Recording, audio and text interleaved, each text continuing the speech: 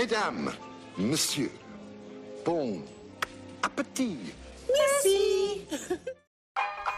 Salut à tous. Pour ce nouvel épisode, on a rendu visite à notre bon ami Sly pour aller chercher des véhicules un peu spéciaux.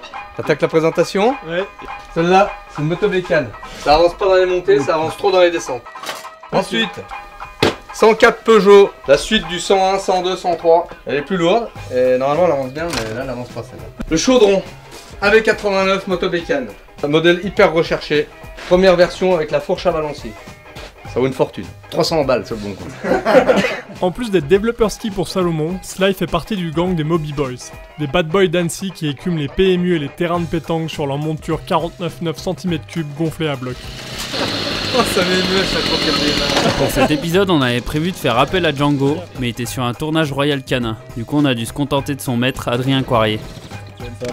Ouais, celle-là, je pense que c'est la mienne. Et les gars, je vous préviens, c'est pas parce que vous faites un tour de mob que vous êtes des Moby Boys.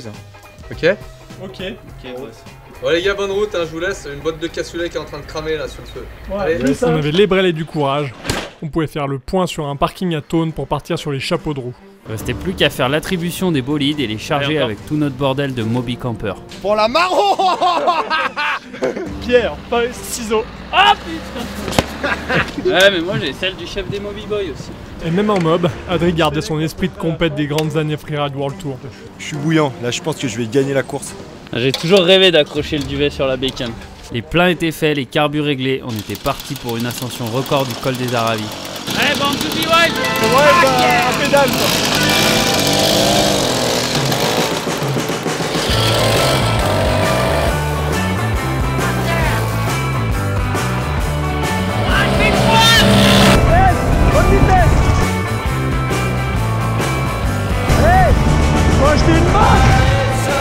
Le moteur de ma brelle était moins performant que ceux des vélos du Tour de France. Du coup, j'ai pas fait semblant de pédaler pour monter au col.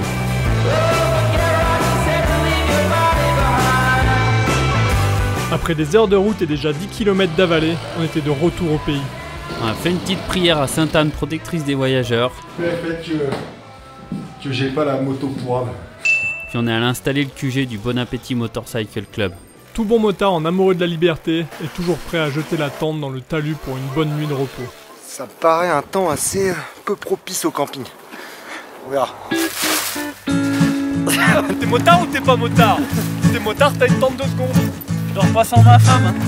Et voilà. Une fois le camp monté, on pouvait attaquer à faire griller les saucisses qui font rôter toute la nuit. Faut se compliquer la vie. C'est ça quand tu regardes trop Mike Horner. Bear Grill.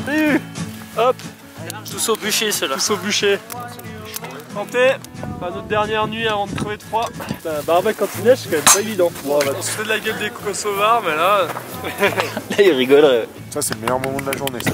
Ouais, on se fout pas de ta gueule, à Bon Appétit. Faut être chez toi, te faire chier devant le juste prix. C'est quand même bien, là. Et ma chambre, bébé. Salut les man, à demain. Demain, hein. Après le diopolin de froid dans les QL, on pouvait filer faire des siestes dans le nouveau Carlton du col des Aravis.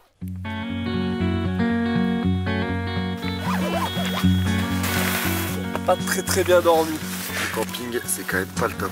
C'est des guides en Shintok. Je vais aller chercher un hôtel Formule 1 vers Maglan, là. Je vous attends là-bas en mode. La nuit avait été fraîche pour toute l'équipe. On se mettait en action avec autant d'efficacité qu'un 103 Peugeot. Et pour en rajouter à tout ce luxe, on avait invité notre majordome guide de haute montagne, Mitch Lan, à partager la journée avec nous. On va dormir avec vous, vous rigolez ou quoi? On démarrait donc l'hélico Bonab, direction la pointe de l'Étale. Ségor, 15 août. Celui-là, là, bien à l'ombre. Les chamois, c'est beau. Il a dit, je vous emmène faire un couloir, c'est au sud, mais vous inquiétez pas, ce sera quand même tout poudre. Et nous, on le suit. Je sens que ça va pas faire. Il y a 3 ans, ils avançaient pas. Et ils ont encore régressé, dis donc. C'est chouette la montagne, je devrais en faire plus souvent. Extreme couloir. Ça commence presque à me plaire, cette saloperie. Et voilà, Summit of my life. Et ça, c'est l'analyse du montagneux by Mitch Lan. Du coup, avec Mitch, on avait le guide, le PGHM et le nivologue en un seul type. On pouvait aborder le couloir serein. On va foutre notre pied dedans, il y a tout qui est à partir. Les Aravis, c'est beau.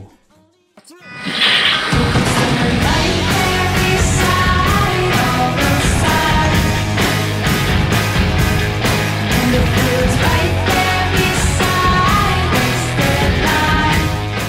Adri a profité de l'occasion pour nous montrer comment pas faire 400 mètres de pied-tête quand tu perds un ski.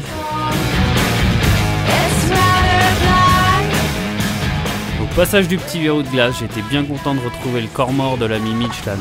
Il est fort ce guide.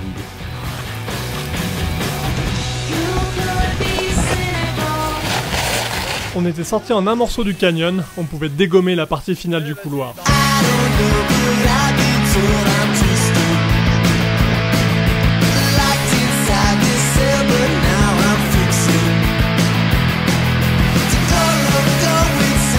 C'est changeant, mais pas pire.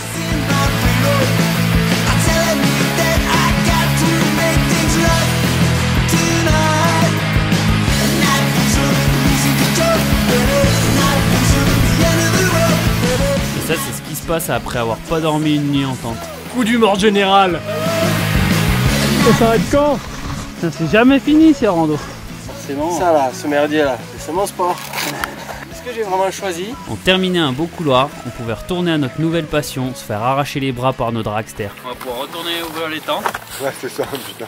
Après 1000 mètres de dénivelé, une nuit à claquer des dents, l'esprit Moby Camper était plus trop au rendez-vous. On partait donc se chercher un plumard douillet dans le Val d'Arly. Putain! Ça y est fort. Merci pour la journée. De rien. Portez honneur. C'était une bonne journée, mais leur trip, je leur laisse. Hein. Mais ils ont l'air heureux. Hein.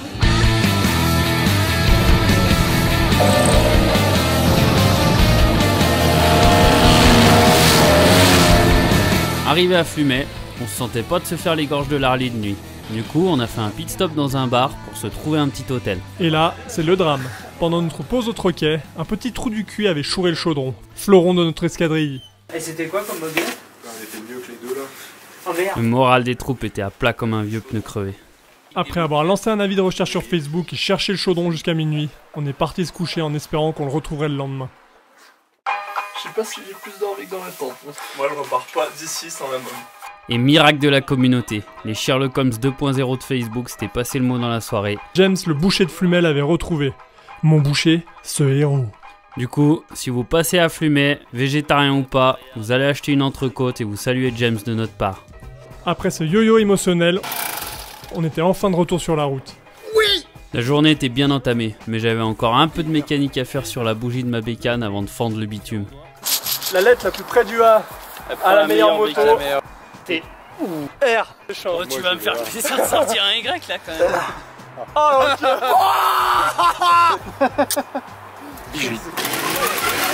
Et comme bricoler la bougie et gonfler les pneus ça suffisait encore pas, il a fallu que je revoie l'angle de mon garde-boue qui frottait contre la roue. Et là seulement on pouvait partir.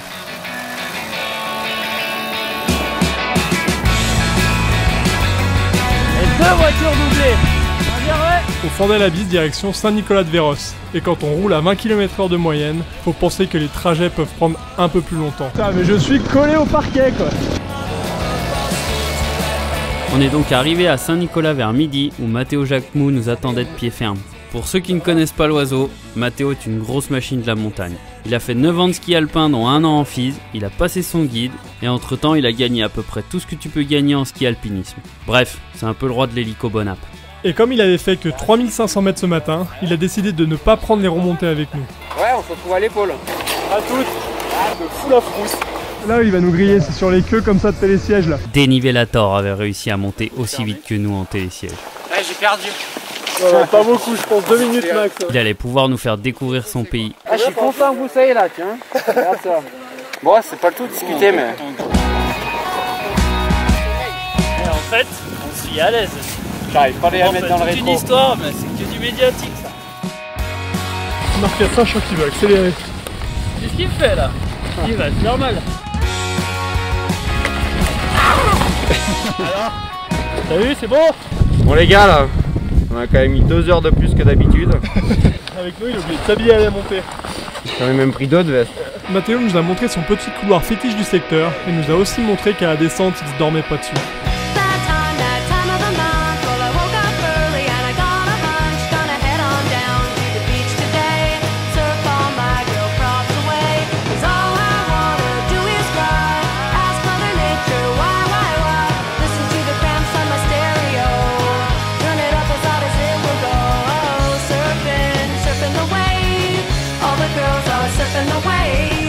Sympa les verrous à Mathéo Jacquemou là.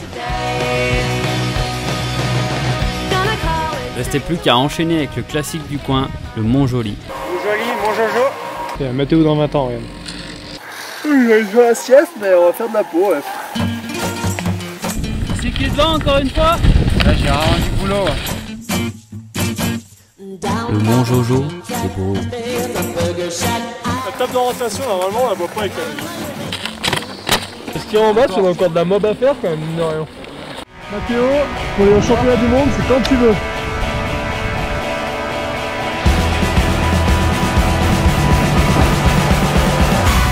La prochaine fois que je skie avec toi, je verrouille les pompes.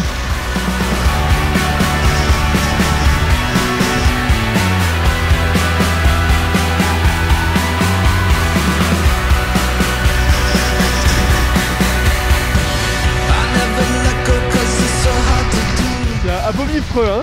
Pour mes skis, c'est mieux là que... Et quand ça skie mieux avec des allumettes de ski alpi, tu te dis que ça serait pas mal qu'il neige pour finir la saison. On va boire une bière ? Santé. Allez. Après une petite binge locale, il était temps de retrouver nos fidèles destriers. Jamais de break quand t'es un motard. C'est cool, ouais.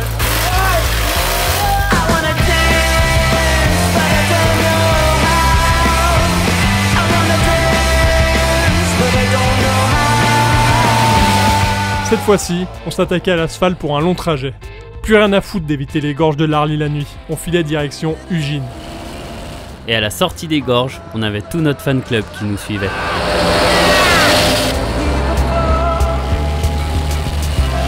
Mais avant ça, fallait quand même qu'on se fasse une petite panne, histoire de pas oublier ce que c'est que la vie dans le Bonap Motorcycle Club. Qu'est-ce qu'elle a?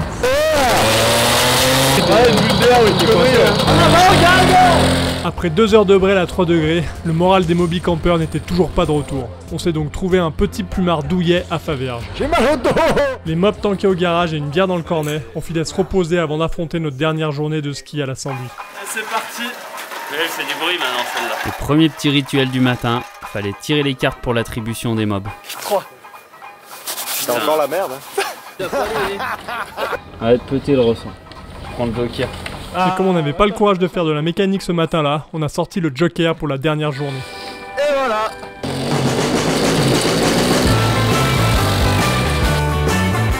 Avec une demi-patte de cheval sous le capot, la mobilette joker n'allait pas nous emmener bien loin. J'arrive pas à la tenir. On a donc utilisé des techniques d'alpimobiste pour la tirer en haut. Arrête-toi. Elle a pas démarré. Allez c'est bon, on remballe. Et comme ça ne marchait toujours pas, on a utilisé une technique recommandée par les gendarmes, le tractage par la voiture balai. T'as 60 ans monté avec celle-là. T'as vu ça? J'ai quitté Land Cruiser, la mienne elle marchait vachement bien. On va aller voir le local, apparemment il connaît tout. C'est lequel? Là aujourd'hui, vous serez mieux fait, c'est la piste. Ah ouais. Vu l'optimisme du local, on savait qu'on n'allait pas trouver des conditions dantesques. On est parti à la conquête du sommet du coin, la pointe de la Sambuie. Plus de chevaux que ma bécane. Ça va Jacquemou? C'était sec, il a pas pu venir le deuxième jour. On va faire le bec des rosses de la Sambouille. Ça randonne, la pile elle va claquer, mais je serai quand même un finisher. Du sommet de l'Everest d'Annecy, on avait une super vue sur la mer et le massif des Bauges. Là on a sommité, oh. Sans oxygène. Ça c'est une faute de frappe, c'est le 8. Ouais. On a un sas, on va pas bouffer des raisins secs. Hein.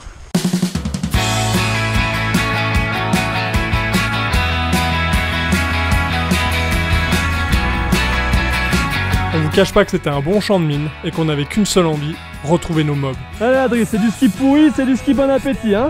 Un peu de spectacle!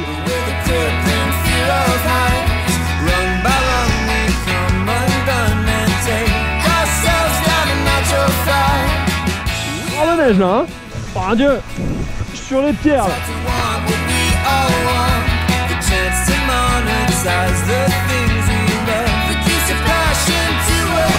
Oh comme c'est bon!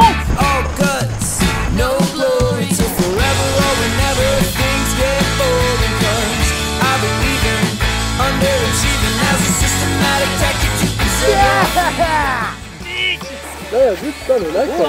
En plus avec la chaleur, tu allais faire du wakeboard.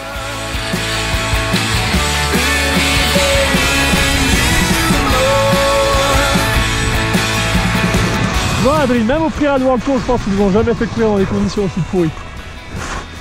Ah si, je crois.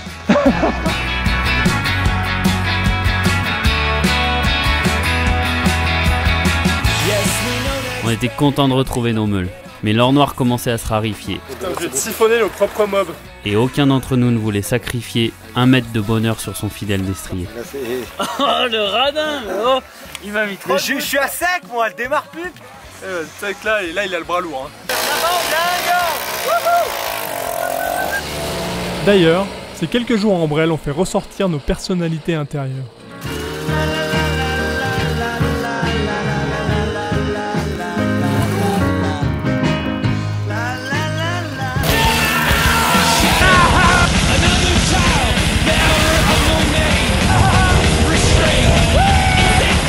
Putain mais ils font quoi là? Oh